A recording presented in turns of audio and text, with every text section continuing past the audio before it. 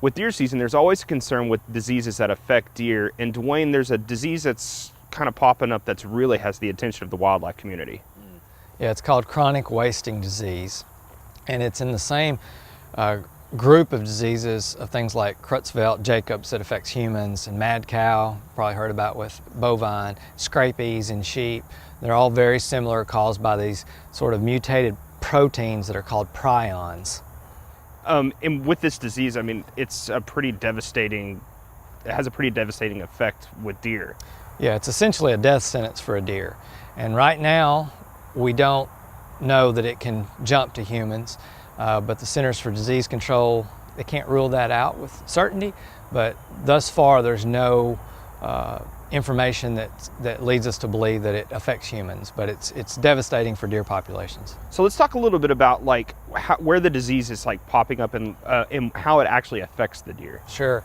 So it's been detected in at least 23 states and several Canadian provinces.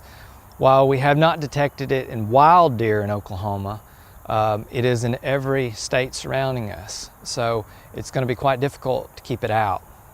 What are some measures that hunters can do to keep it out? Is there anything that they can do? Yeah, so the biggest issue right now is just controlling transport of infected animals. And there's two ways that might happen. One is a hunter harvested animal. So if you're going to an area that is known to have CWD, you need to get that animal tested, but you also need to dispose of the carcass at the point of harvest and only bring packaged meat and cleaned antlers back into the state. So that's the first thing you can do. The second thing is how we move live deer around. Right now, Oklahoma does not restrict live deer from being transported within and between the states, but you do have to fill out certain paperwork, and that's regulated by the Oklahoma Department of Agriculture, Food, and Forestry.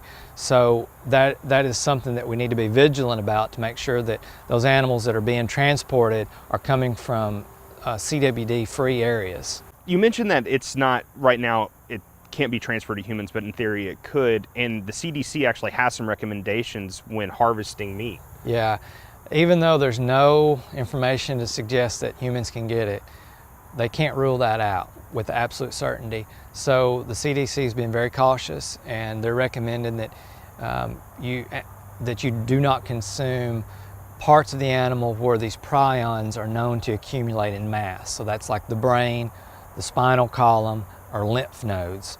In fact, they recommend you don't even come in contact with those parts of the animal, that you wear gloves at all times.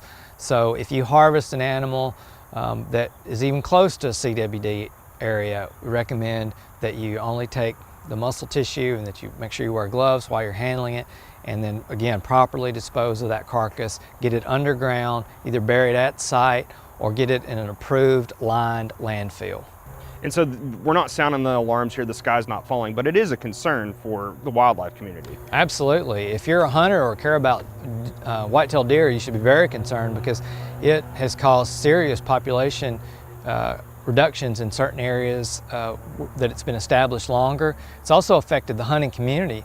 Even though the disease is not known to infect humans, because that can't completely be ruled out yet, people are afraid, and so they're choosing not to hunt, and that's affecting local economies because of reductions in license and hotel and fuel expenditures during hunting season. So it's really affected the hunting culture and the economies of these areas where CWD has been established. Okay, thanks, Dwayne. If you would like some more information about chronic wasting disease, go to the CDC website, or you can go to our website, sunup.okstate.edu.